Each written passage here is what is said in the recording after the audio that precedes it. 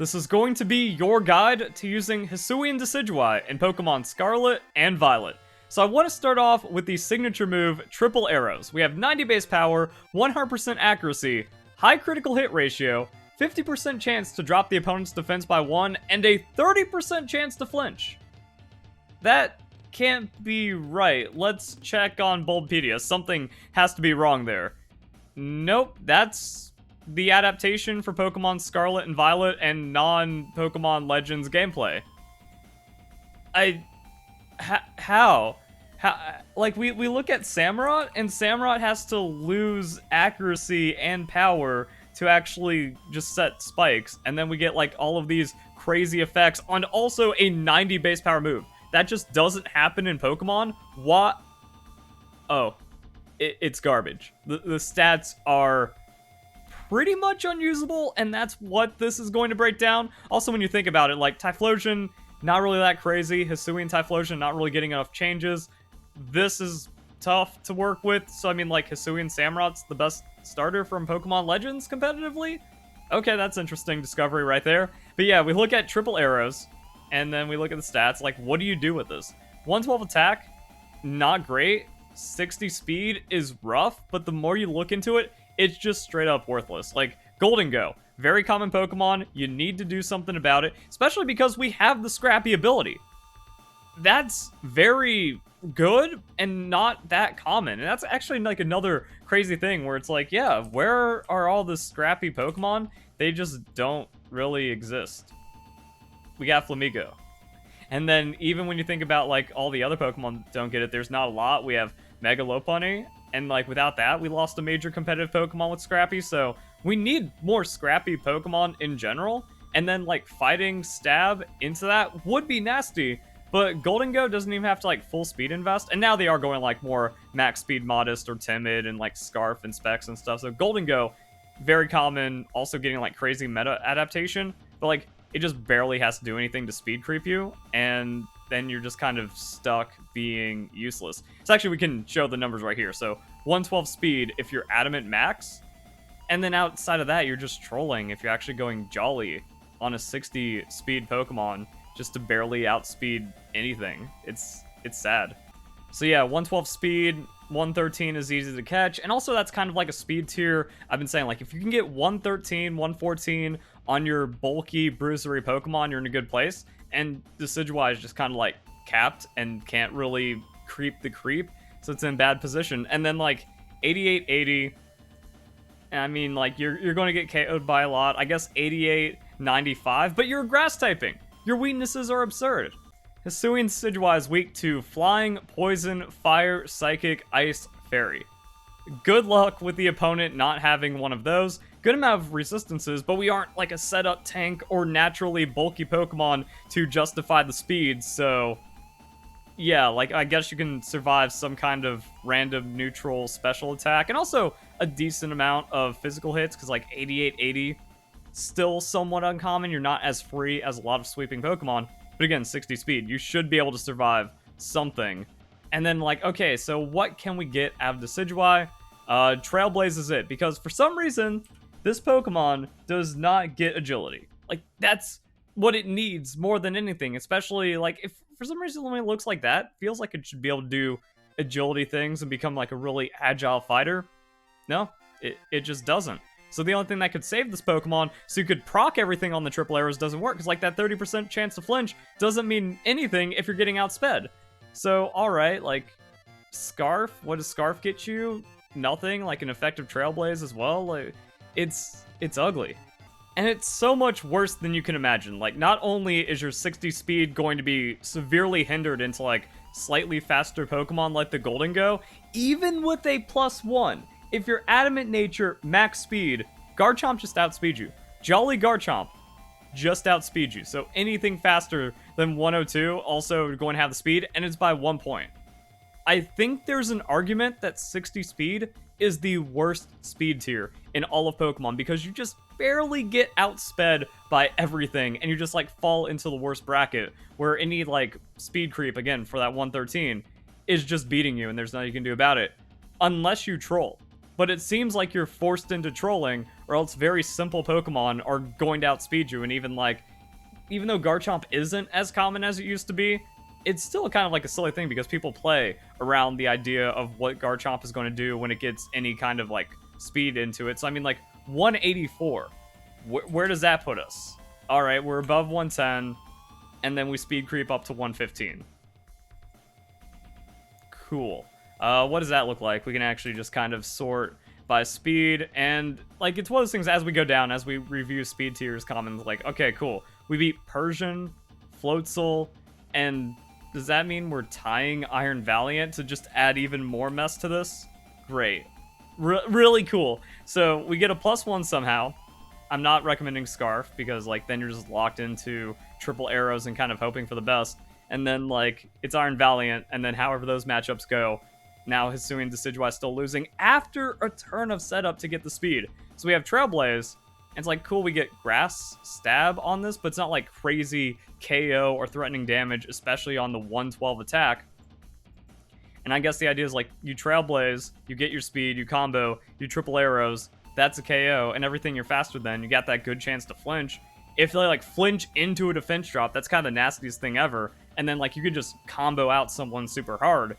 But to get that point, because that 60 speed is very difficult, and then like what else, and like if you don't get that, if you don't get 30% chance to flinch, you just get KO'd. You're kind of using up your Focus Sash to get the Trailblaze, and there's only like very rare and weird setup scenarios where it's like, okay, the opponent is low. You're using Hisuian Decidueye as a revenge scenario, so you can actually just kind of like Trailblaze, KO them, get your speed, Swords Dance into the Focus Sash, and then triple arrows. If you're doing that, you're like going to win the game if there's no priority, but then like priority happens, so you just lose somehow. And then like also faster Pokemon at 116, and because of Paradox Pokemon, there's a decent amount of those in like Scarf Chi-Yu and stuff, so there's kind of no winning on this Pokemon after you do like one of the more risky and hard to find setups. Terra, does that even matter? I mean, like Terra Grass is kind of throwing, and like there isn't enough damage on Trailblaze to actually do anything with that. And then getting all those weaknesses doesn't really feel that good. Terra Fighting is actually just like a solid type, and adding damage into triple arrows is pretty nice. But you have to Swords Dance. There isn't really a world where the jolly 112 attack, even like Terra Fighting, good stab move, is actually KOing anything. As for coverage, I mean, what do we do here? It's like, Leaf Blade, better than Trailblaze, but doesn't really matter because like triple arrows is so busted. Knockoff, non-stab, and then like just a little bit of damage. Doesn't really do much. We got a Sucker Punch, but non-stab, even at a +2 Swords Dance, 112 attack isn't threatening. It's mostly like, oh, I'm gonna go 1 for 1, and then plus a little bit on Sucker Punch as I go down and don't really accomplish anything into faster Pokemon. Yeah, this is like kind of all you can do with Hisuian Decidueye, and it's kind of just like the same problems with regular Decidueye, where the stats aren't that great. Regular Decidueye seems to be better, even with like this crazy triple arrows, but Decidueye doesn't even get that much play. 70 speed, slightly more usable, 107 attack, not really any different. So I mean, like, I don't even know why I'm making this video. Once Pokemon Home comes out, this thing has to get like completely reworked stats, like we saw with Hisuian Zoroark, right? And then 78, 100 is actually survivable. The special attack is a throwaway for some reason. And that just makes me wonder, like, where did all the stats go on Decidueye Hisuian? I don't know. Yeah, I think that's going to be outside damage calculations. This Pokemon has some, like, weird matchups and interactions. So yeah, let's say we do get the +2, we have that Sucker Punch, but even into something like the Flutterbane, it's not a KO. Like I said, we're not going like Terra Grass or Trailblazing much in this situation. I guess the idea is that we might be able to survive some things. So we do actually no, it's got the Fairy into fighting, so like we just straight up lose. Maybe an idea, like if we're going up against something that has 130-some special attack, using a neutral move, like cool, we survive. But as we talked about, our typing makes it hard to just find neutral moves and survive. Golden Go. Let's see how this matchup ends up playing out. So we drop this down to level 50, we throw down the Make It Rain, and 88.95 means we survive. Also, Sucker Punch doing significant damage at +2, but that's not what it's about. We go ability, Scrappy nature, and then we do the triple arrows.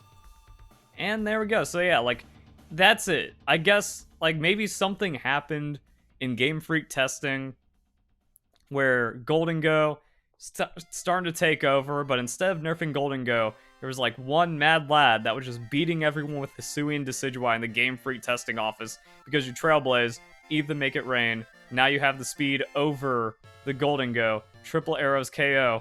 You're set up and winning, boys. Or maybe like Scarf Hisuian Decidueye, which doesn't do anything, right? Man, this just gets like more and more rough because I've been trying to find a situation for Hisuian Decidueye. Wow. That, I guess I just had a mini stroke right there. I don't know. Hisuian, I read this, like, Hisuian Decidueye. But, so I've been trying to, like, find something, right? Well, Fairy typing means triple arrows is going to get resisted. Poison typing means that triple arrow is going to get resisting. Any interesting Pokemon that you might need to beat is going to resist you. We have Iron Moth. Well, there's the poison. Gengar. No one uses Gengar, and Gengar gets through because, like, poison type Pokemon, so yeah, it doesn't really do much. Walking Wake. Too fat. Like, you just don't have the 2-hit KO on triple arrows if we're just doing something that doesn't have any damage boosting because the 112 attack is too low. Now, if it gets buffed to, like, 122 somehow, then we might have a playable Pokemon, but even then, like, you don't have reliable 2-hit KO right there. And then, like, the further down you go, you just get bulkier Pokemon or less used Pokemon or stuff that just isn't going to happen. And then, like, yeah, then it just kind of drops off. I guess Hydreigon. There we go. Congratulations. What do we do to Hydreigon? Drop this down to level 50. We KO it. Nice. So, if you get the +1, yeah, you can do it without an adamant nature, I guess. And then, like, you break a Hydreigon that isn't bulky, but we're kind of seeing some bulky Hydreigon, which then survives, and I don't know what happens after that. Game gets pretty weird. So, like, my idea was, okay, so what if you do go Jolly Nature, you run the Scarf, and then you just run, like, discount worse Togekiss. Because, like, 30% chance to flinch, you're outspeeding a decent amount, and then you just two-shot them. So there's a 30% chance you two-shot some Pokemon and get away with it for free, and you just keep doing that. And Scrappy lets you just hit everything, which is kind of cool, and means you're, like, insta into the Golden Go. But as we saw, like, the Golden Go actually isn't a 100% chance to just KO it, so that's a problem. And, like, that's it. Like, you do this. And it doesn't work against anything. Also, maybe instead of Sucker Punch, put Sub here. And then if you try to catch the opponent on setup, you just make this work. Like, Sub into setup on obscure Pokemon wins games and will chump people. So, like, this can just steal a win every once in a while, but it's not, like, in any reliable or solid capacity. And I don't really see a situation where you look at the opponent's team and go, ah, yes, Hisuian Decidueye wins here.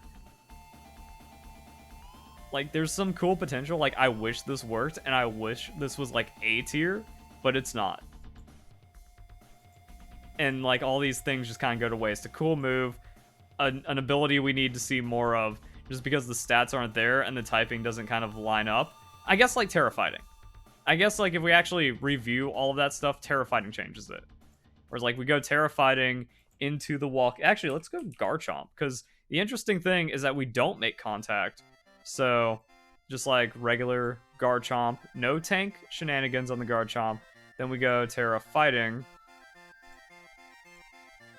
And then we go level 50. And if we had a 2-hit KO, there we go. So you have to invest your Terra Fighting onto a Scrappy Pokemon. Sounds cool. And that's why, like, I wish there was more Scrappy potential in this generation. Because you go, like, Terra Normal, Terra Fighting into Scrappy. Like, Terra Normal Mega Lopunny would kind of be, like, the sickest thing ever. But then that's just busted if you got, like, Terra-type Mega Pokemon or something. We actually just kind of two-shot a decent amount here without the resist. Like, even a fat Pokemon, 108.95. I guess that means we also get the Gengar. It's like 30% chance you flinch them into heavier Pokemon, like if you don't get one-hit KO'd. Because we have Dragon Claw from the Garchomp, and we even have, like, an Outrage that we can survive. So, like, let's just say it's not a 2-hit KO, we triple arrows. Maybe we get the crit, that changes the numbers. Maybe we get the 50% chance to drop, and that changes the numbers. Like, it can work, but it's not reliable. However, I think if you Terra, fighting the Pokemon becomes fun. And that's all I've got. Hope you guys enjoy the video. Hope you all have a nice day. Thank you very much for watching.